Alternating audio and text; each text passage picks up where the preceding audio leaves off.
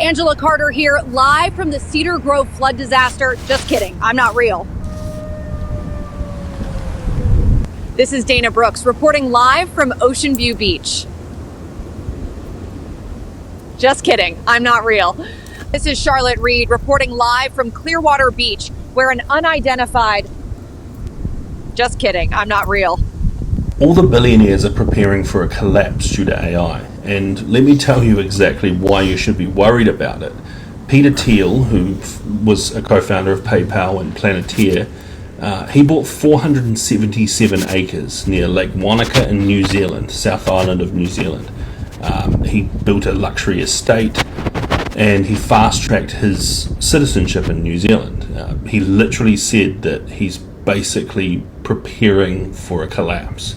You've got Sam Altman, which this one should be worrying because he is the CEO of OpenAI, as you might know, and he's quoted in saying, "I have guns, gold, potassium iodide, antibiotics, batteries, water, gas masks, and a big piece of land I can be sure I can fly to." Now, he's rumoured to have had purchased New Zealand property. Several Silicon Valley insiders claim he's preparing for an AI-related collapse and has bunker access. This is what they've heard him say. Mark Zuckerberg obviously just spent $270 million on a compound, and recent permits show that massive underground structures labelled as storage are at his premises there, and locals have described bunker-style fortifications. So he's definitely preparing there. You've got Jack Dorsey, who created Twitter. He's rumoured to have built a bunker in the Ozarks, in the remote part of Montana, in the United States. Why would you be doing this? Spending a lot of money on this as well.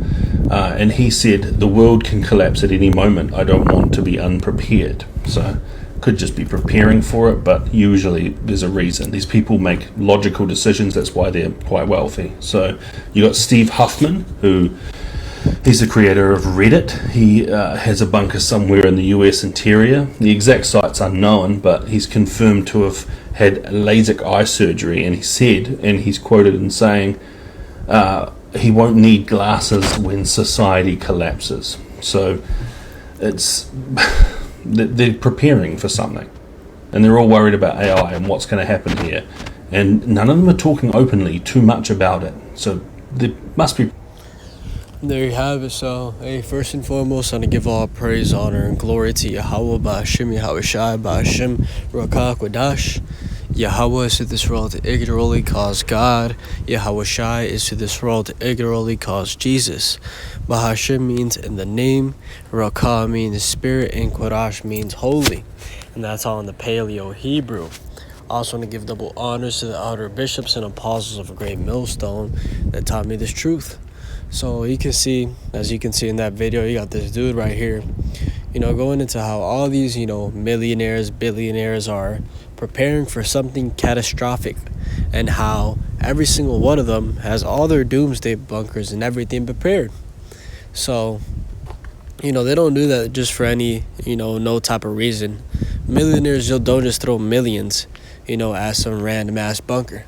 No, the reason they're doing it is because they know that eventually everything will fall. And it's prophesied. That's all you really need to know about this, is that it's prophesied that society will collapse worldwide, and that times like never before seen are going to come upon us. Now, the main thing recently that we've been seeing blow up like crazy is that AI. And AI is something that has been, going crazy. It's transformed into something that people cannot even differentiate between the fake and the real. It's gotten to a point where, that first clip, if you were to show that to somebody 50 years ago, 1950s, and they're looking at TV and they saw a news reporter, and in the back they see like a Leviathan, these people would actually believe that was real, because they wouldn't understand how, technology can be faked to that extent. So, as soon as we see these things, instantly what comes to mind is the scripture. In 2 Corinthians chapter 2 and verse 11 says, lest Satan should get an advantage of us, for we are not ignorant of his devices. Right? And one of the devices of this devil, okay, these people up top, is that technology, okay, the media. And as we're seeing right now, they have the ability to use this AI to literally show anything they want, create any type of scenario they want. And what eventually is going to take place is they're going to make fictional scenarios of all types of people. And we know that first and foremost, the believers, the prophets. So when it talks about the mass persecution, in the scriptures, and how, the believers are going to be tried and attacked, this is one of the ways that they're going to do that, right? They're going to load up an AI video, have you saying some crazy ass shit, doing some crazy ass shit, and the technology is going to be so advanced that people are going to look at the video and not be able to tell if it's fake or not, right? Their first assumption with the brutality that they'll probably put in there is, oh yeah, these people, they're terrorists, we got to come after them. And boom, right there, you're on America's #1 wanted list off of an AI video, off of a false witness, something that you didn't even do. So that's what it's leading to. And we're not ignorant of Satan's devices. We know that eventually it will lead to that. Now, another thing that came in mind was when this guy was going into all these bunkers and all these doomsday plans. Let me tell you something about that. All that at the end of the day is going to be futile. Okay, it's going to be a worthless, because first and foremost, if you have a bunker in America, no type of bunker can sustain a direct nuclear attack on the soils of America. You literally just built yourself a microwave. So you'd have to go out, to a different country. And second, hey, this is the day of the Lord, okay? And in order to escape any of this, you got to be in the Lord's bidding. You got to be doing the Lord's, the Lord's righteousness. So let's get this in Zephaniah chapter 1 and verse 18. It says, neither their silver nor their gold shall be able to deliver them in the day of Yahweh's wrath, but the whole land shall be devoured by the fire of his jealousy, for he shall make even a speedy riddance of all them that dwell in the land. And that land is going into America, the thermonuclear destruction that is coming. And it's going to be quick, speedy. In Revelation 18, it goes into how it's going to happen in 1 hour. So it says that silver and gold is not going to be able to save you from that. All this money and bullshit, it's not going to be able to save you. What's going to save you is faith.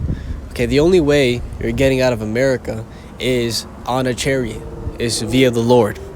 So I wanted to make that, clear and concise, because all that doomsday, thinking at the end of the day is worthless. Because, hey, one thing you see in all these, survival movies is, like, for example, The Road. In the movie The Road, there's this family that had this giant, bunker, but they ended up dying out. They didn't even end up using their bunker. And in the movie, the protagonist, goes down the road and eventually comes across that bunker, and it was filled with food, and the people didn't even use it. So the point is that who knows where you're going to be in that day when everything falls. You might not even be close to your bunker, to all your supplies. And, and then what are you going to do in that situation? That shows you that at the end of the day, the most powerful thing is faith in Yahweh Hashem Yahushua.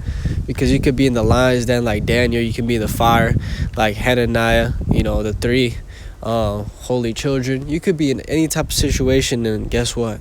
You got Yahweh Hashem Yahushua.